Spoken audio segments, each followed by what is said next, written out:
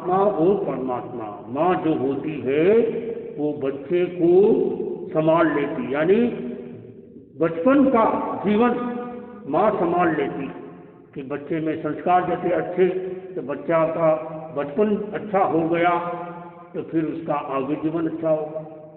महात्मा जो होता है वो उस व्यक्ति के यौवन को संभाल लेता है, सुधार लेता है कि अभी यौवन बड़ा है, कहीं बिगड़ न जाए, गलत लाइन में न चला जाए। तो वो महात्मा होते हैं, वो जवानी को सुधार देते हैं, संभाल लेते हैं, संभाल लेते हैं। और परमात्मा जो होते हैं वो बुढ़ापे को संभाल लेते हैं, सुधार लेते हैं, संभाल लेते हैं।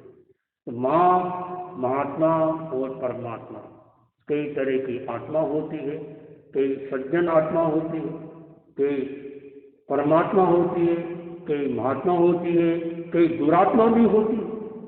तो हम कम से कम यदि हम महात्मा न बन सके तो सदात्मा न बने, अच्छी आत्मा बने। सत्संग के माध्यम से, प्रवचन के माध्यम से हम अपने जीवन को बदलने का लक्ष्य रखें। तो स्वाध्याय के 5 प्रकार, पृच्छना, वाचना, पृच्छना, परिवर्तना, जो आपने याद किया उसको बार बार दोहराओ। मैं एक प्रश्न करता हूँ, 4 प्रश्न, चारों का जवाब एक आएगा। कान सड़े घोड़ा अरे विद्या भीतर जाए, अंगारे पर रोटी जले गुरु पूछे केला किन्याय। 4 प्रश्न। कान सड़े, कान क्यों सड़ा, घोड़ा क्यों अड़ा, याद क्यों भूल गए, तवे पर रोटी जली क्यों जली, पलटाया नहीं, उल्टाया नहीं, फेरा नहीं। पान देखो, पान सड़ जाता है, पान बेचने वाला जैसे थोड़ा समय मिला पान को पलटा रहता, एक पान बिगड़ा सारे पान बिगड़ जाते हैं। बिगड़ियो पान बिगाड़े जोड़ी, बिगड़ियो साथ बिगाड़े टोली। जो साधु बिगड़ा हुआ है अगर उसके पास में वो साधु रहेंगे तो वो भी पूरी टोली टोली बिगड़ जाएगी, और एक पान बिगड़ा पूरी जोड़ी बिगड़ जाएगी। क्या सुंदर कहावत है, बिगड़ियो पान बिगाड़े जोड़ी और बिगड़ियो साथ बिगाड़े टोली। ये संगत का असर। तो पान ये सड़ जाता है, घोड़ा अड़ जाता है, याद किया भूल जाते हैं, तवे पे रोटी रखी है वो अगर नहीं पलटाएंगे तो चढ़ जाए। तो ये करना चाहिए, चितान ना करना चाहिए। और चौथा बताया कि वो है कि धर्म कथा अनुप्रेक्षा। चौथा चिंतन करना, यहाँ जो बताया केवल यही सुन के चले गए, घर पे जाने के बाद जो बातें आपको याद रह गई अपने बच्चों को बताओ, अपने घर वालों को बताओ, अपनी घरवाली को बताओ। कोई सुनने वाला नहीं है तो आप नोट कर लो, घर पे जाकर कोई भी मिल जाए आपसे बातचीत क्यों करते हो तो बता दो आप। तो ये स्वाध्याय के ये प्रकार होते हैं, 5 प्रकार। तो आज आपको कुछ बात बताई कि कैसे हम अपना पावर बढ़ाएं। कल कार्तिक का, आज से कार्तिक महीना शुरू हो गया, कल शरद पूर्णिमा का दिन था, रात भर लोग धम जागरणा करते होंगे। कोई स्वाध्याय यंत्र बनाना, तंत्र बनाना या खीर बनाना या कोई भी काम दूसरे को होते हैं उसमें लगे होंगे, इसलिए शायद आज सुबह ये लोग थोड़े कम आए हो। दूसरा कारण ये भी है कि वहाँ पर सती जी की वहाँ पर शिविर लगा हुआ, चित्त समाधि शिविर, काफ़ी संख्या में वहाँ पर लोग आए, अच्छी बात है।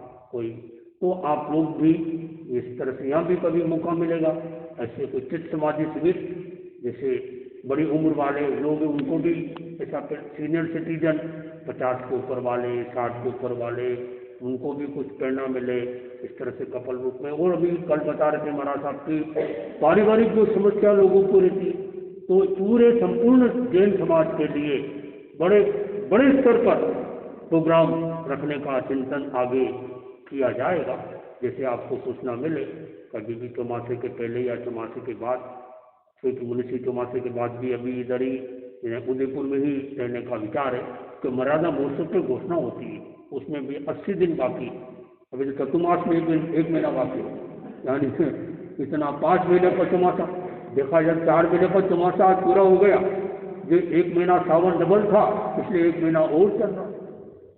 यूँ देखा जाए तो मिक्सर महीना आ गया, 1 महीना आ गया। लेकिन ये लगता है इस बार सर्दी भी देरी से आई, तो 1 महीना जल्दी वो देरी से आया। इसलिए इस तरह जो भी हो तो आप लोग पूरा लाभ उठाने का कोशिश करें। तो आज आपको कुछ बातें बताई है। प्रवचन के बाद में आप लोग हमारे बड़े महाराज का दर्शन सेवा का भी लाभ उठा सकेंगे। तो अभी का कार्यक्रम हम संपन्न करते हैं। कोई आपकी जिज्ञासा वगैरह हो तो आप प्रश्न भी कर सकेंगे। अभी का कार्यक्रम संपन्न करते हैं। और आज तारीख हो गई 28, 29, आज 29, कल 30, परसों 31, परसों एकल थाना। अभी भी मौका जिन्होंने नाम नहीं लिखाया, और इसमें कोई भेद नहीं संप्रदाय का। कोई भी संप्रदाय के लोग, चाहे वो बाईसपंथी हो, चाहे मंदिर मार्गी हो, चाहे तेरापंथी हो, चाहे दिगंबर हो, एकल ठाना करना तो कितने 100 करोड़ जन पूर्व कर्मों का क्षय होता है एक एकल ठाना करने से।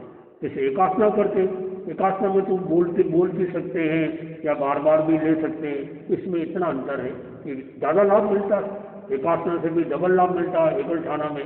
तो इसमें बोलना भी नहीं, और एक बार में जो आपने जितना अनुकूल लेना था ले लिया, तो इतना ही लेना चाहिए थाली में कि वो व्यर्थ न जाए नाली में। यानी झूठा नहीं छोड़ना चाहिए, झूठ बोलना पाप है, झूठा छोड़ना महापाप है। तो इस तरह से वो दोनों लाभ मिल जाएंगे आपको। तो आप लोग जिन्होंने नाम नहीं लिखाया, आप अभी नाम लिखा देना। तो परसों यानी कि 31 तारीख को यहाँ पर वो रखा है प्रोग्राम, अपने एकल थाना का प्रोग्राम महिला मंडल की ओर से। और 1 तारीख को फिर प्रदर्शनी रखी, जैसे 9 बजे प्रवचन होता है तो उसमें प्रवचन के बदले में प्रदर्शनी रखी। यानी कि अपने जैन समाज में, जैन धर्म में ऐसे विचित्र साधु साधियाँ हुए हैं जिन्होंने अपने हाथों से सूक्ष्म लिपि लिखी, और कुछ दुर्लभ चीजें, जैसे हमारे भारमल जी स्वामी, दूसरे आचार्य देवलोक हो गए। देवलोक होने के बाद में अंतिम संस्कार किया जाता, आप मानेंगे नहीं, अंतिम संस्कार किया गया तो उनकी जो चादर है वो चादर जली नहीं, और आज भी वो चादर का कई जगह टुकड़ा मिलेगा, और एक टुकड़ा मेरे पास भी रखा हुआ।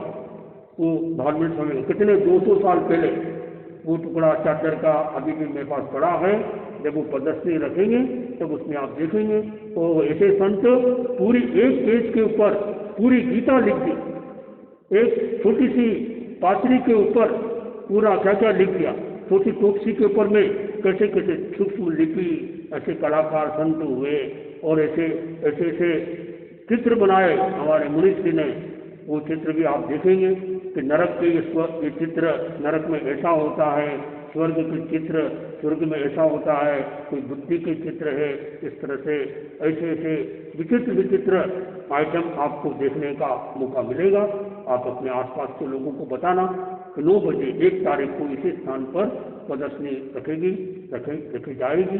तो जैन धर्म के जितने भी इसका बहुत अच्छा, उसका जैसे ओगा है, कुंडली है, कैसे कैसे बनाते हैं उसको बताएंगे भी सही लोगों को। ऐसे कई तरह की चीज़ें होती है बड़ी। 9 बजे शुरू कर देंगे, 3 बजे तक चलता रहेगा। कभी भी आओ जाओ देखते रहो, शुरुआत 9 बजे करेंगे, 9 बजे से उसका उद्घाटन होगा। तो आप लोग यहाँ इस स्थान पर उसको देख कर बहुत लग सकेंगे। अब 10 बजे है, 10 के बाद बस दया गुण कल्याण जल्दी दुख करने वन्य पुण्य संसार जल ही करने एकांतियो जी दया अरहंते शरणं पवज्जामि सिद्धे शरणं पवज्जामि साहू शरणं पवज्जामि केवलीपन्नट्टं धम्मं शरणं पवज्जामि अरहंते शरणं पवज्जामि सिद्धे शरणं पवज्जामि साहू शरणं पवज्जामि केवलीपन्नट्टं धम्मं शरणं पवज्जामि अरहंते शरणं पवज्जामि सिद्धे शरणं पवज्जामि साहू शरणं पवज्जामि केवलीपन्नतं धम्मं शरणं पवज्जामि विघ्नहरण मंगलकरण स्वाम भिक्षुनो नाम गुणवानक समरण किया सरे अचिंत्या काम विघ्नहरण मंगलकरण स्वाम भिक्षुनो नाम गुणवानक समरण किया सरे अचिंत्या काम सरे अचिंत्या काम सरे अचिंत्या। आज का त्याग आज के लिए त्याग करें।